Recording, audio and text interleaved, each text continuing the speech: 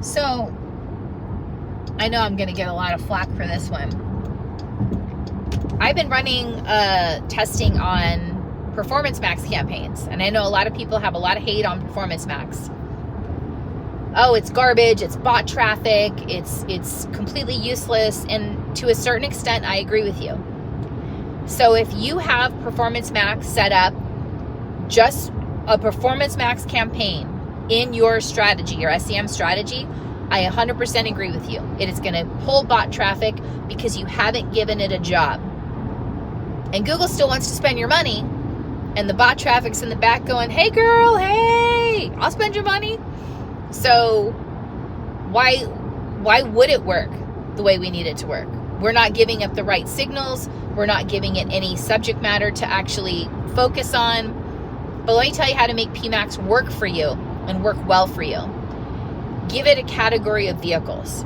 And this works not only with cars, but this works with boats. This works with power sports. This works with anything. So for example, use Performance Max and put personal watercraft, put snowmobiles, put trucks. Let's say trucks.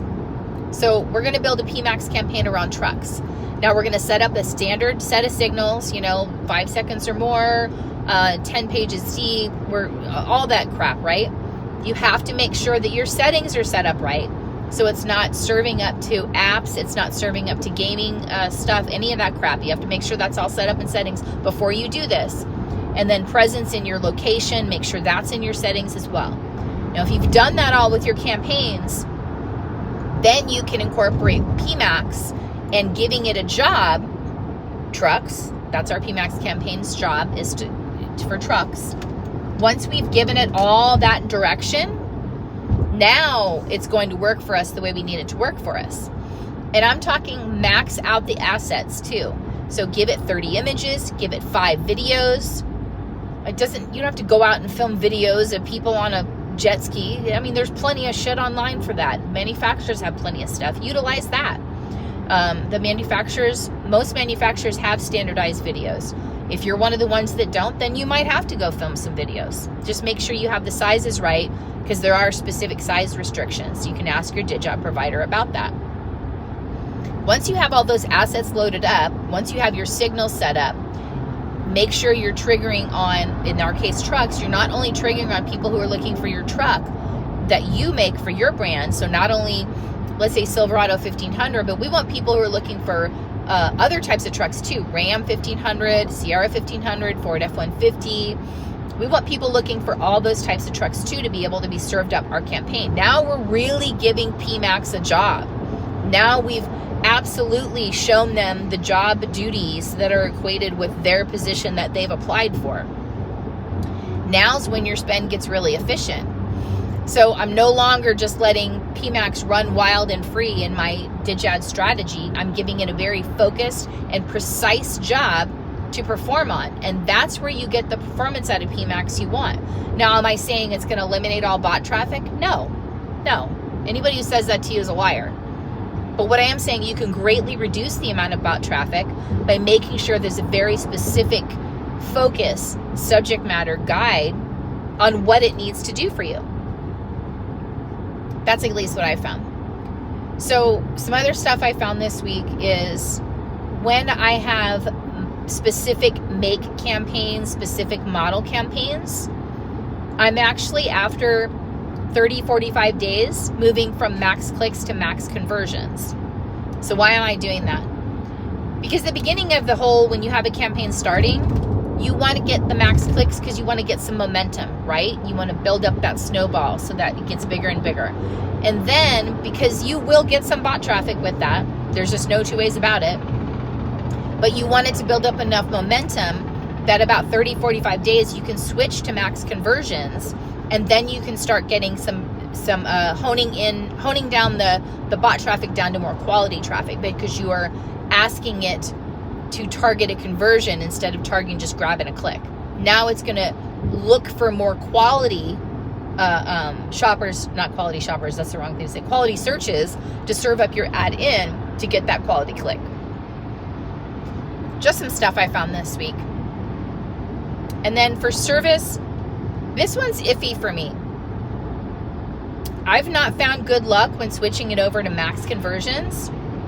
I've found better luck leaving it in max clicks because I don't find as much bot traffic in service campaigns. I don't know if this is everybody, but for me and myself and my campaigns, I don't find as much bot traffic in the service campaigns as I do in the sales campaigns.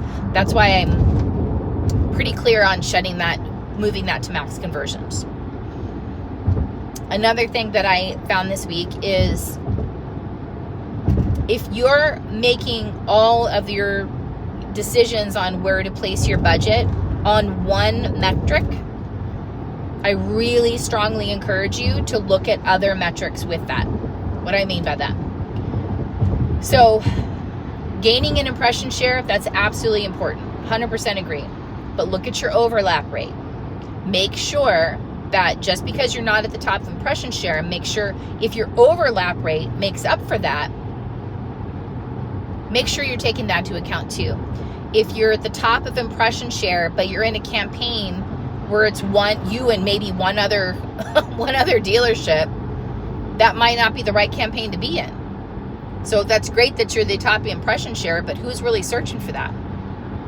Something else I found though is actually a friend on my team showed me that was it was amazing, was Attribution Pass. And I found this in analytics, not in ad. He found this in analytics, not ads. Attribution Pass. So if you go down to attributions, when that clicks over, you go to attribution paths, you can look at how much your DigAd is touching that customer in what part of the silo. So you want them to be late touch points because that's more where the tier 3 advertising should take place. And then number 2, you need to look at days to key event. On average, you want to look at maybe 3-4 at the most days to key event. The sweet spot's about 2 and 3.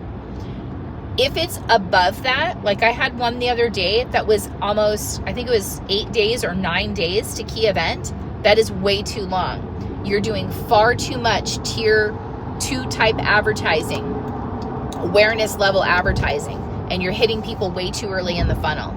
So your conversions might be taking a lot longer than you'd like. That could be the reason. So if that's happening to you, I absolutely would look back at, okay, how many awareness type campaigns am I running? Should I lean more into maybe a couple of VA focus campaigns, or should I lean into switching over how I have my bid strategy?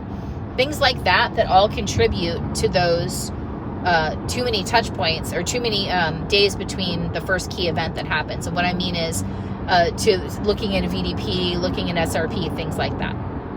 And thank you to my friend Chris for actually pointing that out for me. So I gave a lot of information there. Structure your PMAX campaigns. Make sure your settings are set up properly. I did talk about settings in another video. Reviewing your max clicks to max conversions when you're going to flip that switch. And then don't make decisions in a silo. Make sure you're looking at your attribution paths. Make sure you're looking at the amount of competition in a particular campaign. That's all matters. That all matters in having your spend be the most efficient as possible. And don't forget to ask the vendors, don't forget to ask your stores, hey, are you feeling this in the store? Because we get so bogged down with data, we forget that we actually have to, the store has to feel that. Like the store has to feel that. And there's a pinch on February. A lot of dealerships are worried right now. The state of the economy, the things that are going on political, everything, like there's a lot of people concerned right now. So don't knee-jerk reaction to things that are going on before you actually can tighten these little dials and turn these little dials on your campaigns and make sure they're working the most efficiently for you. That's all I got for this week. Happy selling.